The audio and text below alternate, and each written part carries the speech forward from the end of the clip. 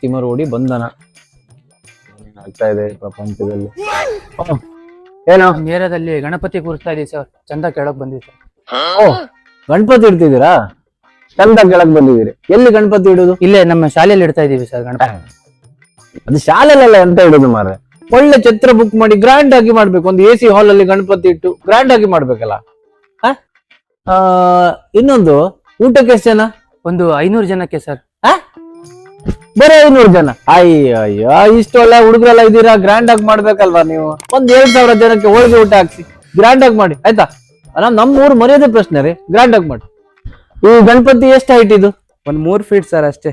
ಬೇರೆ 3 ಫೀಟ್? ಅಯ್ಯೋ, ನಾವೆಲ್ಲ ಇಲ್ಲಲ್ರಿ, ಊರಿದ್ ಮರ್ಯಾದೆ ಪ್ರಶ್ನೆ. 6 ಫೀಟ್ ಗಣಪತಿ ಹಾಕಿ ಗ್ರ್ಯಾಂಡ್ ಆಯ್ತಾ? ಎಲ್ಲೂ ಇರಬಾರ್ದು, ಅಕ್ಕಪಕ್ಕದ ಊರವ್ರು ಕಂಡ್ಬಿಟ್ಟು ಶಾಕ್ ಆಗ್ಬೇಕು. ಆತರ ಧೈರ್ಯವಾಗಿ ಮಾಡ್ರಿ. ಮಾಡ್ತಾ ಇದೀರಾ, ಮಾಡ್ಬೇಕಷ್ಟೇ, ಗೊತ್ತಾಯ್ತಾ?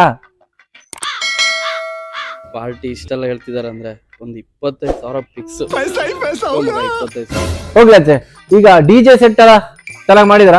DJ ಎಲ್ಲ ಎಲ್ಲಿ ಸರ್? ಒಂದ್ ಮೈಕ್ ಸೆಟ್ ಹಾಕೊಂಡಿರ್ತೀವಿ ಸರ್ ಅಷ್ಟೇ ಸರ್. DJ ಇಲ್ವಾ?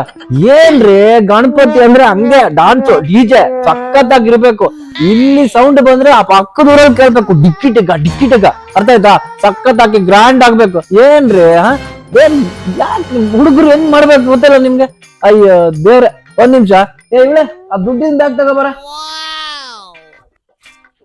ತೊಳಿ, 10 ರೂಪಾಯಿ ಇದೆ.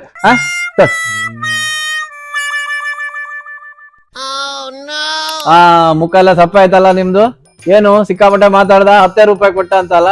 ನಂಗೆ ಗೊತ್ತಾಯ್ತು, ನಾವು ಹುಡುಗರಿದ್ದಾಗ ಇದೆಲ್ಲ ಮಾಡ್ದವ್ರೆ ಅಲ್ವಾ, ನಮ್ಗೂ ಅರ್ಥ ಆಗುತ್ತೆ. ತಗೊಳ್ರಿ, ಮಾಡಿ ಚೆನ್ನಾಗ್ ಮಾಡಿ. ಚೆನ್ನಾಗ್